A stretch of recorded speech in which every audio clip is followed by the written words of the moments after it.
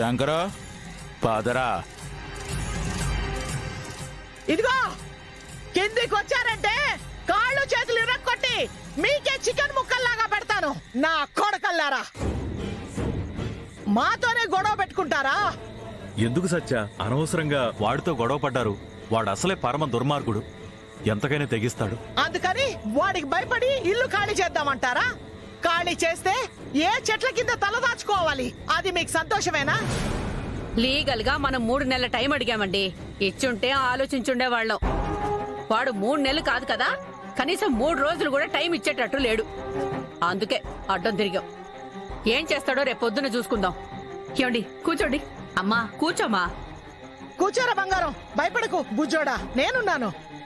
లేదు, వాడు ఆవేశపడ్డాడని మనం ఆవేశపడితే జరిగే అనర్థాన్ని ఎవ్వరూ ఆపలేరు. ఈ విషయం మైథిలికి చెప్పడం మంచిది.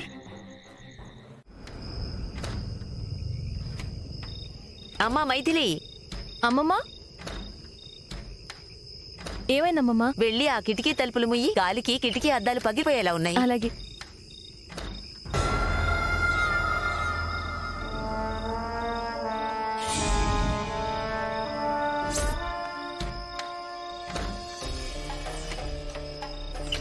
హర హర మహాదేవ, శంభో శంకర, కైలాసవాస సాంబ సదాశివ, ఓం నమ శివాయ. అమ్మమ్మ గారు, ఎవరో జంగమదేవరు వచ్చినట్టున్నారు. ఈ సమయంలోనా? శుభప్రదా, జంగమదేవరు వచ్చారంట. ఆయనకి భిక్ష తీసుకునిరా. అలాగే అమ్మా. హర హర మహాదేవ, శంభో శంకర.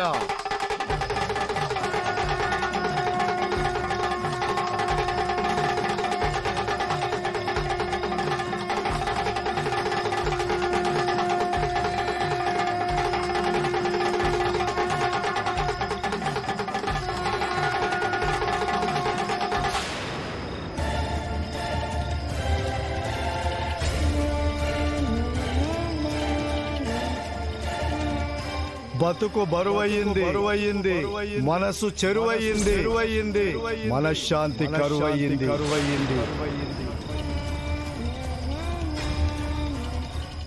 ఏం మాట్లాడుతున్నారు స్వామి?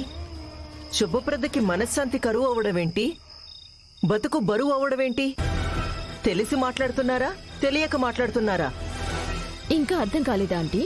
పెట్టిన ఫ్రూట్స్ బియ్యం సరిపోనుట్టున్నాయి, అందుకే భయపెట్టడానికి ఇలా చెప్తున్నాడు. ఓం నమ శివాయ. పిడికెడు మెతుకుల కోసం అబద్ధాలు చెప్పే అర్భకుడు కాదమ్మా ఈ జంగమదేవరా. మీ ఇంటి నడిబొడ్డులో ఓ అమాయకురాలు పెట్టిన కన్నీటి శాపం మిమ్మల్ని వెంటాడుతుంది.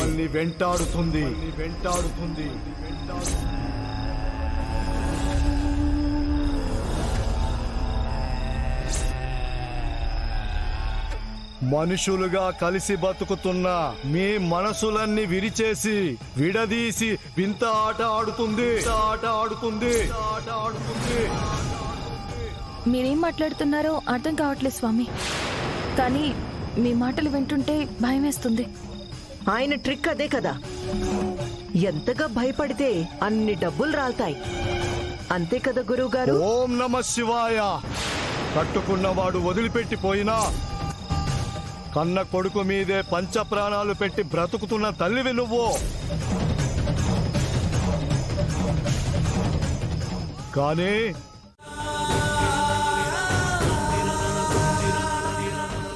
ఆ ఆత్మ శాంతించే వరకు, ఆత్మఘోష చల్లారనంత వరకు ఈ ఇంట్లో వాళ్ళు అష్ట కష్టాలు పడక తప్పదు. అడుగడుగున సమస్యల ఊబిలో కూరుకుపోయి అధపాతాళానికి వెళ్ళక తప్పదు.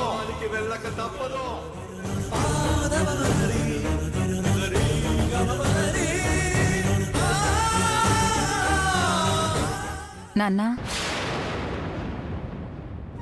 ఏంటి నాన్నా, ఇందాక జంగమ్మ దేవర చెప్పిన విషయాలన్నీ గుర్తొచ్చాయా? అక్క ఫోటో పట్టుకుని బాధపడుతున్నారు. ఏమన్నావమ్మా? తులసమ్మని అక్క అన్నావా? అవును నాన్నా, ఎవరు అంగీకరించినా అంగీకరించకపోయినా తులసమ్మ నా అక్కే కదా నాన్నా. నా బంగారు తల్లి, కనీసం నువ్వైనా అంగీకరించావు ఇది నీ తోబుట్టు అని. కాకపోతే జంగమదేవర చెప్పింది గుర్తుంది కదా, కేవలం తులసమ్మ ఆత్మ శాంతించకపోవడం వల్లే, తన ఆత్మ ఘోష వల్లే ఈ ఇంటిని సమస్యలు సుడిగుండంలా చుట్టుముడుతున్నాయంట. ఈ ఇంట్లో జరిగే అనర్థాలకు కారణం తులసమ్మ ఆత్మ శాంతించకపోవడమే అంట. అదే నాకు అర్థం కావట్లేదు నాన్న.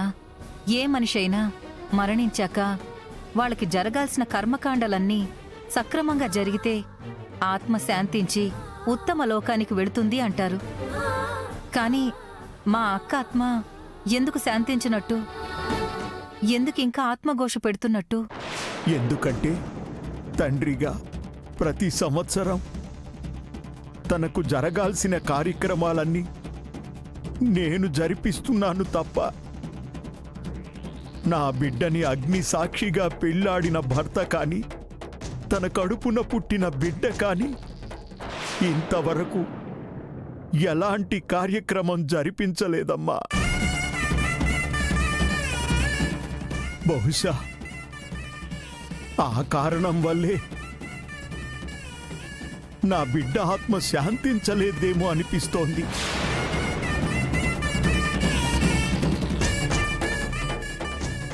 నాన్నా, మరైతే మైథిలి చేతుల మీదుగా అక్కకు జరగాల్సిన కార్యక్రమం జరిపిద్దామా నాన్నా? ఏమన్నావమ్మా? అవును నాన్నా, మైథిలి మా అక్కకు కన్న కూతురు కాకపోవచ్చు, కానీ మంచి మనసున్న అమ్మాయి.